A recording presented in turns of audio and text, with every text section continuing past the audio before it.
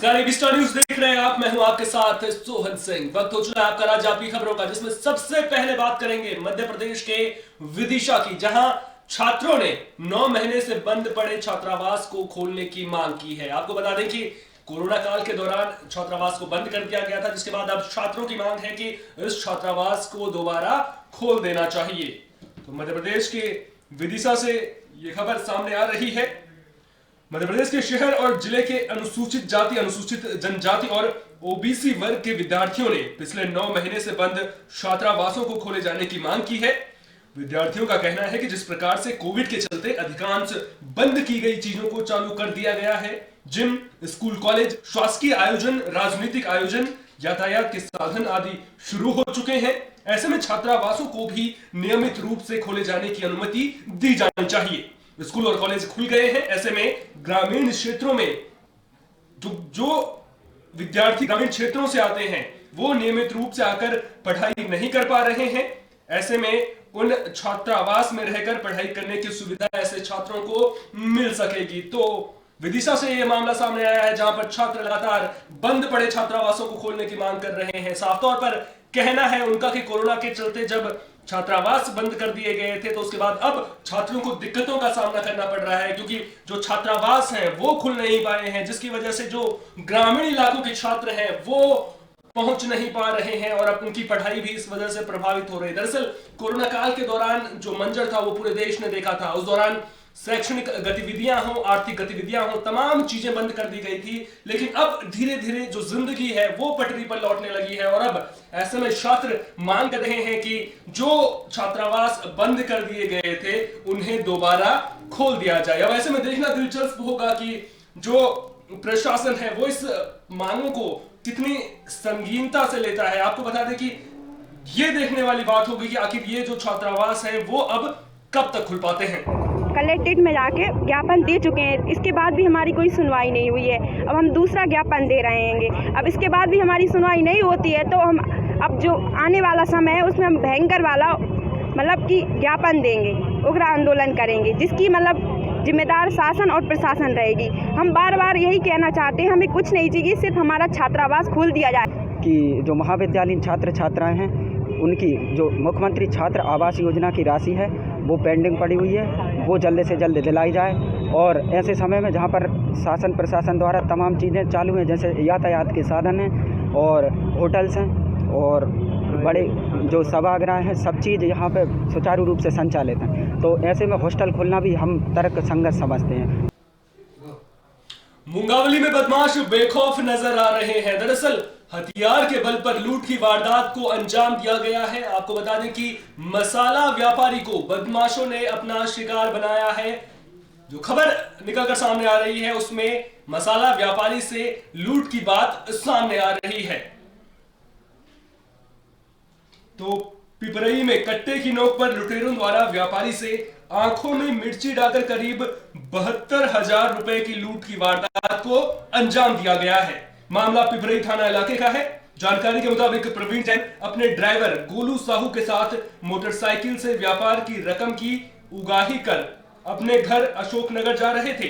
रास्ते में ही Piparai petrol pump से महज कुछ ही कदमों की दूरी पर करीब 5 से 6 बजे के बीच लुटेरों ने व्यापारी की आंखों में मिर्ची डालकर उनसे लूट की वारदात को अंजाम दिया।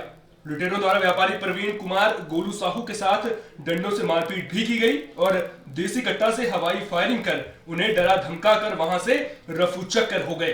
व्यापारी प्रवीण कुमार द्वारा पिपरई थाने में पहुंचकर लूट की रिपोर्ट दर्ज कराई गई है, जिसके बाद पुलिस द्वारा लूट की जगह का मुआयना कर लुटेरों की तलाश शुरू कर दी गई है।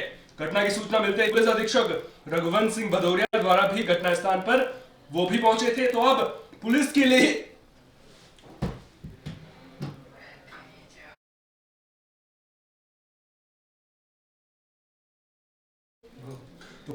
अब ये प्रतिष्ठा का सवाल बन गया है कि अब पुलिस इस वारदात को कब तक सुलझाती है। ये अपने आप में बड़ा सवाल है, क्योंकि पुलिस सीधे तौर पर खुली चुनौती यहां पर पुलिस को मिली है बदमाशों की ओर से। तो ऐसे में अब पुलिस के लिए नाक का सवाल ये लूट की वारदात बन गई है। देखना दिलचस्प होगा कि पुलिस इस पूरी लूट की गुत्थी को कब तक सुलझाती है। आपको बता दें कि मामला मुंगावली से सामने आया है, जहां पर 72,000 रुपए की लूट की वारदात को अंजाम दिया है। बदमाश इतने बेखौफ हो चले हैं कि व्यापारी की आंखों में उन्होंने पहले मिर्ची पाउडर डाला, उसके बाद उससे लूट की वारदात को अंजाम दिया, और जब इतने से भी उनका मन नहीं भरा तो व्यापारी और उनके साथ में जो शख्स मौजूद था उसके साथ मारपीट भी की गई। अपने आप में कानून व्यवस्था को लेकर के यहां पर सवाल खड़े हो रहे हैं, और अब ऐसे में देखना दिलचस्प होगा कि पुलिस इस पूरे मामले की गुत्थी को कब तक सुलझाती है, क्योंकि अगर ये बदमाश जल्द नहीं पकड़े गए हैं तो कहीं ना कहीं बदमाशों में जो पुलिस का खौफ है वो खत्म हो जाएगा। और इन बदमाशों का जल्दी पकड़ा जाना इसलिए भी बेहद जरूरी है, क्योंकि अगर पुलिस इन बदमाशों को जल्द पकड़ेगी तो कानून का डर जो है वो बदमाशों में बना रहेगा।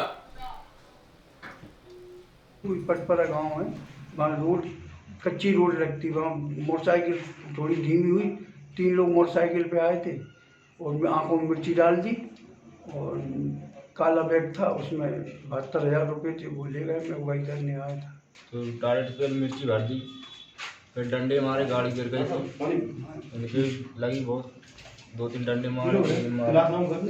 दोनों जा रहे थे मोटरसाइकिल से, इनके पास व्यापारी लोग वर्ग हैं, कुछ पैसे इनके जो हम मसाला उसाला बिजनेस करते हैं उसके पैसे थे मसाला के, वो 70-72 हज़ार रुपये बता रहे हैं, जिसको कि एक मोटरसाइकिल से बदमाश जो है 2 या 3 बदमाश के बारे में बता रहे हैं। उसमें चेहरे ढके हुए थे, उसने जो है रोक के फायर किया और मिर्ची का जो मसाला था वो इनके आँख में डाल के, और ये खबर मध्य प्रदेश के सीहोर से है, जहां भंडार गृह का उद्घाटन किया गया है। आपको बता दें कि मुख्यमंत्री शिवराज सिंह चौहान ने इस भंडार गृह का उद्घाटन किया है। आपको बता दें यहाँ पर जो अनाज है वो बच्चों में वितरित किया जाएगा।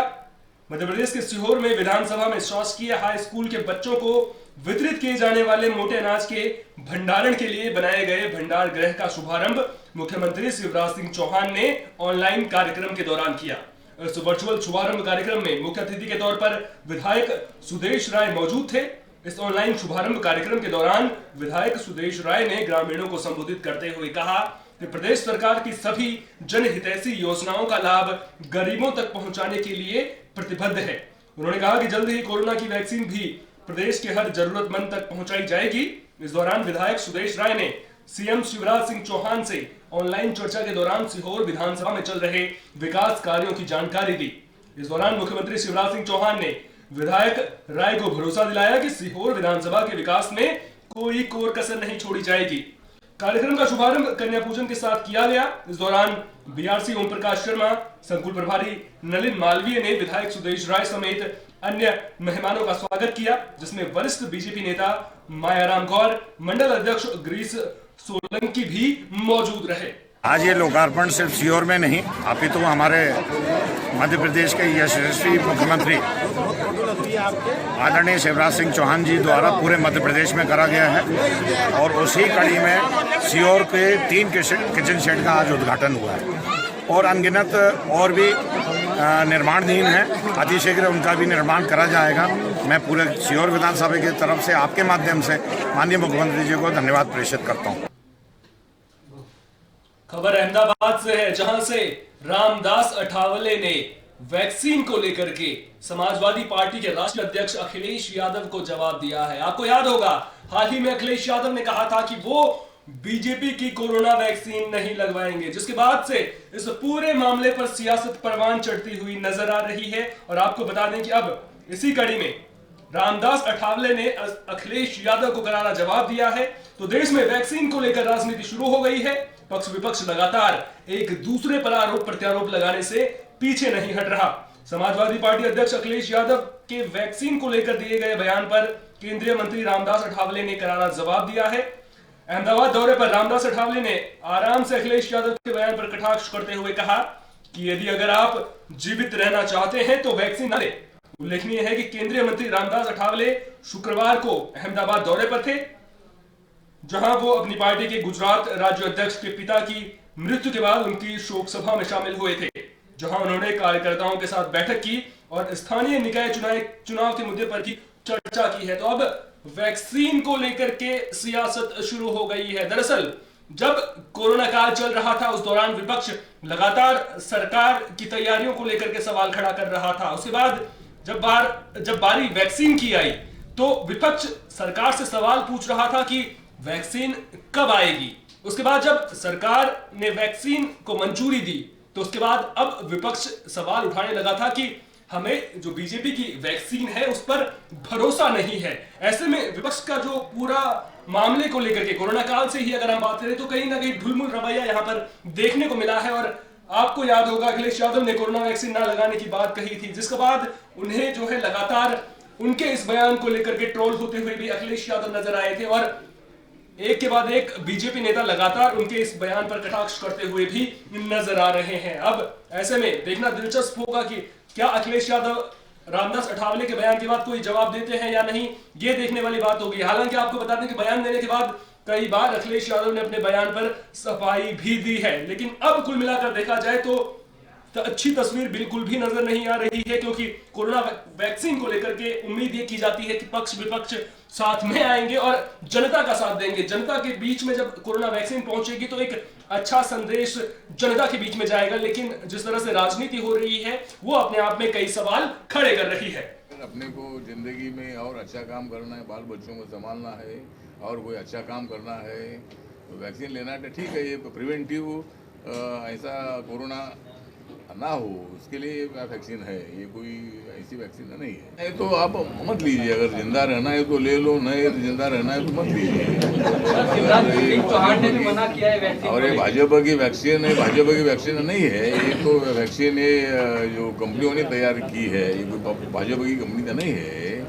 लेकिन अखिलेश यादव जी बोल रहे कि भाई भाजपा की वैक्सीन है, लेकिन समाजवादी पार्टी की वैक्सीन हम नहीं बना सकते हैं। मतलब ये वैक्सीन सबकी वैक्सीन है और ये कोई जिनको लेना, अभी अखिलेश ने बोला है मैं नहीं ले लूँगा तो मत ले लो। नहीं, मेरी तबीयत अभी ठीक है, मुझे भी मैंने वो कोरोना का नारा दे दिया था और कोरोना ने सोचा कि ऐसी इसके पीछे बढ़ना जरूरी है, तो इसीलिए कोरोना मेरे पास भी आ गया। मैं 11 दिन बॉम्बे हॉस्पिटल में एडमिट था, लेकिन बाद में मैं एकदम ठीक ठाक हो गया हूँ। अभी कोरोना मुझे कुछ नहीं कर सकता है, तो इसीलिए वैक्सीन आने के बाद मैं तो सोचूंगा कि मेरी तबीयत कैसी है, देखकर मैं निर्णय ले लूँगा। खबर यूपी के चंदौली से है, जहां पुलिस ने एक युवक का शव लहूलुहान अवस्था में मिला था। आपको बता दें कि इस शव की शिनाख्त मुंशी सोनकर के रूप में हुई थी, जिसकी मौत को लेकर के अब सियासत परवान चढ़ने लग गई है। तो आपको बता दें कि मुंशी सोनकर की मौत को लेकर के सियासी बवाल खड़ा होता हुआ यहां पर नजर आ रहा है। अब सियासत भी इस मुद्दे को लेकर के तेज हो गई है। तो उत्तर प्रदेश के चंदौली में मुंशी सोनकर का संदिग्ध परिस्थितियों में शव मिलने का मामला तूल पकड़ता जा रहा है, जहां राजनीति भी तेज होती दिख रही है। जहां सपा विधायक का आरोप है कि बलुआ पुलिस की स्थिति, संदिग्ध परिजन को पुलिस ने शव को नहीं दिखाया, जिसको लेकर बलुआ कस्बे में सड़क जाम कर लोग नारेबाजी कर रहे हैं और बलुआ के इंस्पेक्टर को हटाने की मांग कर रहे हैं। इस दौरान मौके पर सीओ समेत एएसपी भी मौजूद रहे। तो अब कुल मिलाकर सियासत परवान चढ़ती हुई नजर आ रही है। आपको बता दें कि जो शख्स की मौत हुई है वो जिला पंचायत चुनाव लड़ने की तैयारी भी कर रहा था। तो अब ये मुद्दा कितना तूल पकड़ता है, हत्या क्यों की गई है, ये पुलिस की जांच का विषय है। लेकिन अब इस मामले को लेकर के प्रदर्शन देखने को भी मिल रहा है। लेकिन अब क्या पंचायत चुनाव में आपसी रंजिश के चलते इस वारदात को अंजाम दिया गया है, ये अपने आप में बड़ा सवाल है। साथ ही साथ पुलिस की तफ्तीश में क्या कुछ निकल कर सामने आता है, इस पर भी हमारी नजर लगातार बनी रहेगी। आगे पुलिस कौन सा राज छिपाने के लिए घर वालों को लाश तक दिखाने का काम नहीं किया, पोस्टमार्टम को भेज दिया। कोई न कोई साक्ष्य छिपाना चाहता।